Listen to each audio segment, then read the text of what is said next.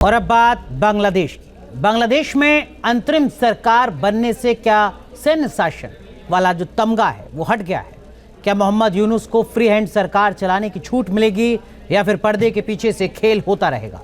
बांग्लादेश की अंदरूनी राजनीति में भी उसी तरह का तूफान है जिस तरह सड़कों पर नजर आ रहा है। आरोप तो यहां तक लग रहा है कि ढाका में अमेरिकी मैन की सेफ लैंडिंग के लिए एक लॉबी ने बाकायदा पत्ते बिछाए।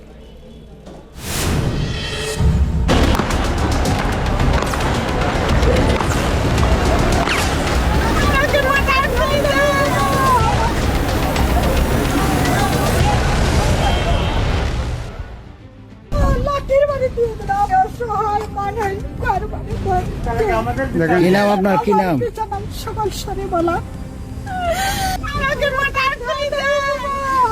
কি নাম আপনার? আপনার নাম কি? আপনার বাসা ভাঙছে, মার দিছে আপনাকে?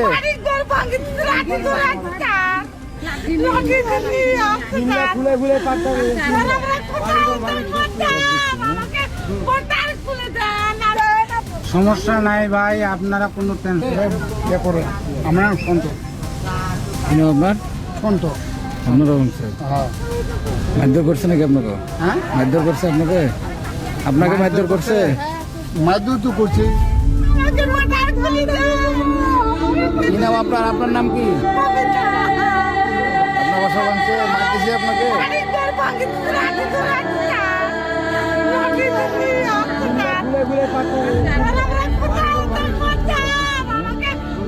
ये दर्दनाक आप बीती उन बांग्लादेशी हिंदुओं की है जिनके गांव पर अचानक दंगाइयों ने हमला किया।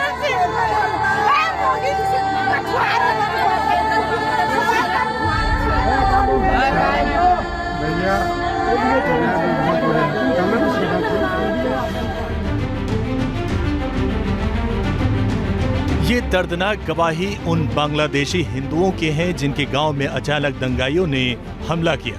ये खौफनाक मंजर गवाह है कि किस कदर बांग्लादेश में हिंदुओं के खिलाफ दंगा गांव-गांव, गली-गली किसी वायरस की तरह फैल चुका है। ऐसे में फसादी भरे माहौल में मुल्क की कमान 84 साल के मोहम्मद यूनुस के कंधों पर आई। उन्हें अंतरिम सरकार का हेड चुना गया।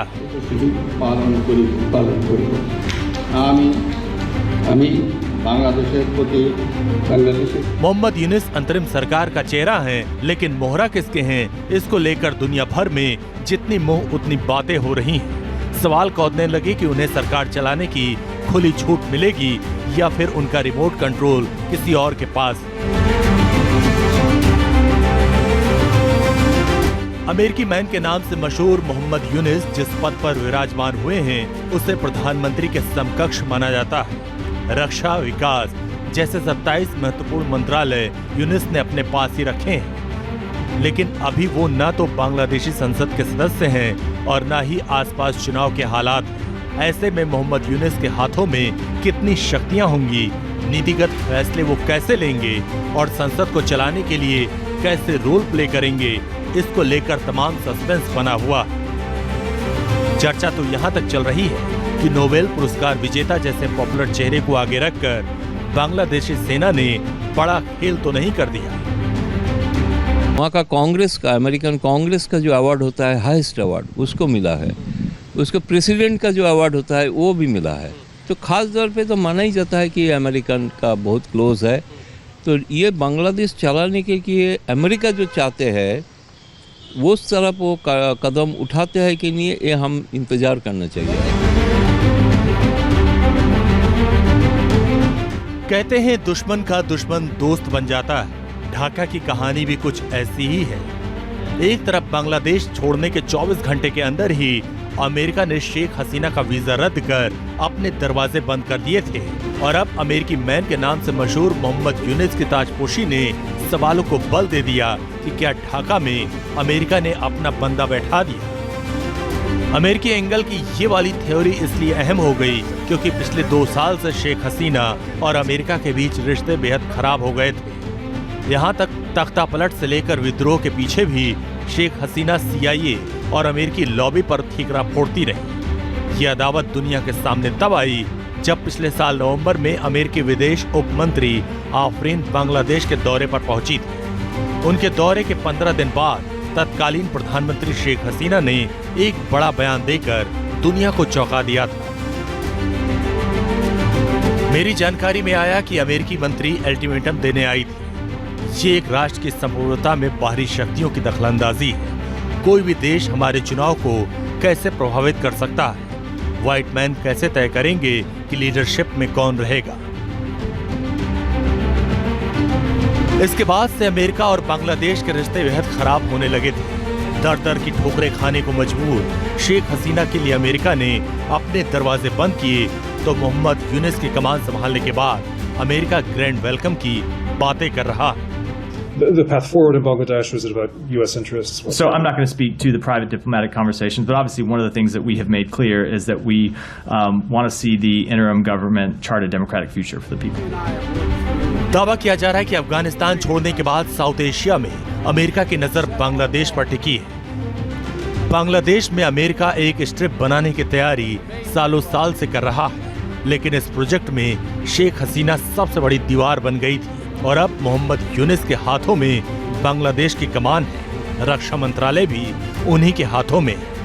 ऐसे में आने वाले वक्त में ढाका क्या क्या कदम उठाएगा ये वक्त बताएगा। दिल्ली से मोहित राजदूबे के साथ टीम न्यूज़ नेशन।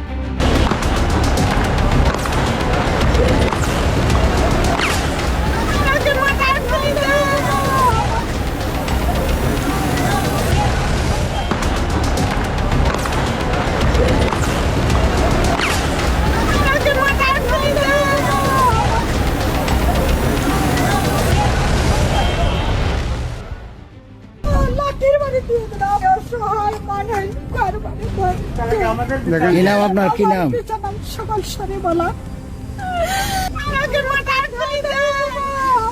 কি নাম আপনার? আপনার নাম কি? আপনার বাসা ভাঙছে, মার দিছে আপনাকে?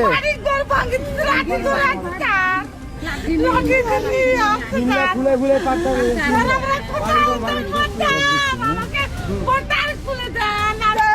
সমস্যা নাই ভাই, আপনারা কোনো টেনশন করেন। আমরা ফোন কি নাম আপনার? ফোন তো আপনারা ভাঙছে? হ্যাঁ। মারধর করছে নাকি আপনাকে? হ্যাঁ, মারধর করছে আপনাকে? আপনাকে মারধর করছে? মাদুর তো করছে। কি নাম আপনার? আপনার নাম কি? আপনার বাসা ভাঙছে, মার দিছে আপনাকে?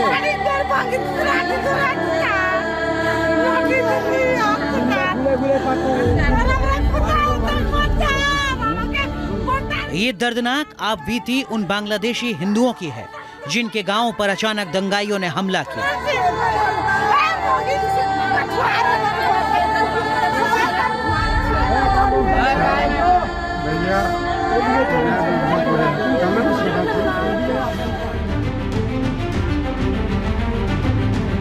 ये दर्दनाक गवाही उन बांग्लादेशी हिंदुओं के हैं जिनके गांव में अचानक दंगाइयों ने हमला किया। ये खौफनाक मंजर गवाह है कि किस कदर बांग्लादेश में हिंदुओं के खिलाफ दंगा गांव-गांव, गली-गली किसी वायरस की तरह फैल चुका है। ऐसे में फसादी भरे माहौल में मुल्क की कमान 84 साल के मोहम्मद यूनुस के कंधों पर आई। उन्हें अंतरिम सरकार का हेड चुना गया।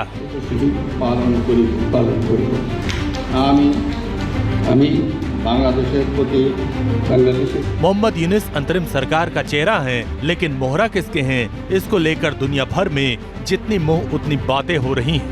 सवाल कौंधने लगे कि उन्हें सरकार चलाने की खुली छूट मिलेगी या फिर उनका रिमोट कंट्रोल किसी और के पास। अमेरिकी मैन के नाम से मशहूर मोहम्मद यूनुस जिस पद पर विराजमान हुए हैं उसे प्रधानमंत्री के समकक्ष माना जाता है।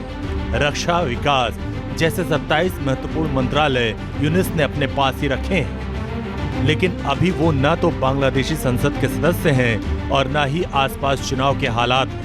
ऐसे में मोहम्मद यूनुस के हाथों में कितनी शक्तियां होंगी, नीतिगत फैसले वो कैसे लेंगे और संसद को चलाने के लिए कैसे रोल प्ले करेंगे, इसको लेकर तमाम सस्पेंस बना हुआ। चर्चा तो यहाँ तक चल रही है कि नोबेल पुरस्कार विजेता जैसे पॉपुलर चेहरे को आगे रखकर बांग्लादेशी सेना ने बड़ा खेल तो नहीं कर दिया। वहाँ का कांग्रेस का, अमेरिकन कांग्रेस का जो अवार्ड होता है, हाईएस्ट अवार्ड उसको मिला है। उसको प्रेसिडेंट का जो अवार्ड होता है वो भी मिला है। तो ख़ास तौर पे तो माना ही जाता है कि ये अमेरिकन का बहुत क्लोज है।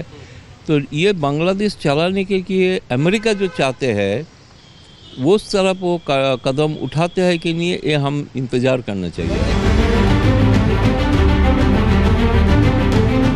कहते हैं दुश्मन का दुश्मन दोस्त बन जाता है। ढाका की कहानी भी कुछ ऐसी ही है।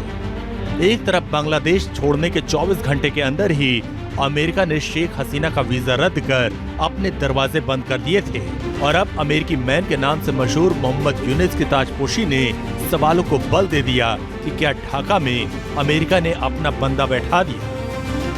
अमेरिकी एंगल की ये वाली थ्योरी इसलिए अहम हो गई क्योंकि पिछले 2 साल से शेख हसीना और अमेरिका के बीच रिश्ते बेहद खराब हो गए थे। यहाँ तक तख्ता पलट से लेकर विद्रोह के पीछे भी शेख हसीना CIA और अमेरिकी लॉबी पर ठीकरा फोड़ती रही। ये अदावत दुनिया के सामने तब आई जब पिछले साल नवंबर में अमेरिकी विदेश उप मंत्री आफरीन बांग्लादेश के दौरे पर पहुंची थी। उनके दौरे के 15 दिन बाद तत्कालीन प्रधानमंत्री शेख हसीना ने एक बड़ा बयान देकर दुनिया को चौंका दिया था।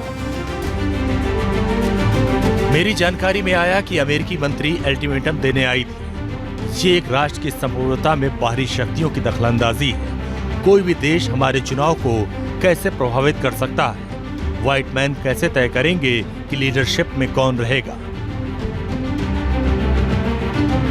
इसके बाद से अमेरिका और बांग्लादेश के रिश्ते बेहद खराब होने लगे थे। दर दर की ठोकरें खाने को मजबूर शेख हसीना के लिए अमेरिका ने अपने दरवाजे बंद किए, तो मोहम्मद यूनुस की कमान संभालने के बाद अमेरिका ग्रैंड वेलकम की बातें कर रहा है।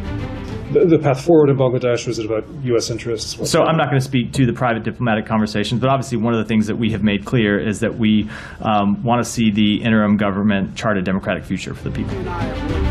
दावा किया जा रहा है कि अफगानिस्तान छोड़ने के बाद साउथ एशिया में अमेरिका की नजर बांग्लादेश पर टिकी है। बांग्लादेश में अमेरिका एक स्ट्रिप बनाने की तैयारी सालों साल से कर रहा है, लेकिन इस प्रोजेक्ट में शेख हसीना सबसे बड़ी दीवार बन गई थी, और अब मोहम्मद यूनुस के हाथों में बांग्लादेश की कमान है। रक्षा मंत्रालय भी उन्हीं के हाथों में।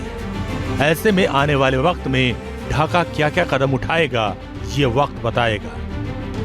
दिल्ली से मोहित राजदूबे के साथ टीम न्यूज़ नेशन।